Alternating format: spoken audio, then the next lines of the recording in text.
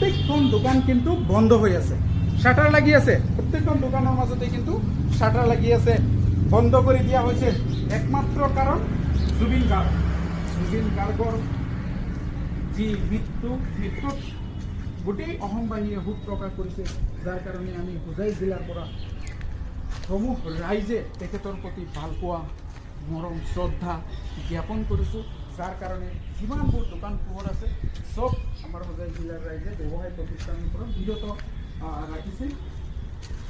কাৰণ যিহেতু তেখেত এজন শিল্পী অসমৰেই নহয়, গোটেই ভাৰতবৰ্ষত তেখেতসকলে তেখেতৰ নাম চৰ্চা চলি আছিল।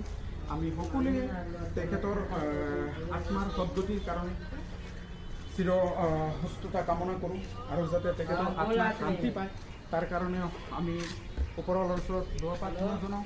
আৰু বৰ্তমান যিটো পৰিৱেশ পৰিলক্ষিত হৈছে সেই দৃশ্যবোৰ মই আপোনালোকক দেখুৱাইছোঁ যে আমাৰ হোজাই জিলাখন পূৰা সম্পূৰ্ণৰূপে যিদৰে স্তব্ধ হৈছে, দোকান পোহৰ যিমানখিনি আছে ভিতৰুৱা মই আপোনালোকক দেখুৱালোঁ।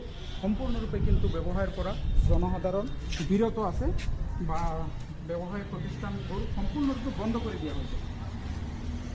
এই আছিল জুবিন গাৰ্গৰ প্ৰতি থকা আমাৰ হোজাই জিলাৰ জনসাধাৰণৰ অৱদান আৰু তেখেতৰ প্ৰতি থকা আমাৰ শ্ৰদ্ধাঞ্জলি মই দেখুৱালোঁ আপোনালোকে।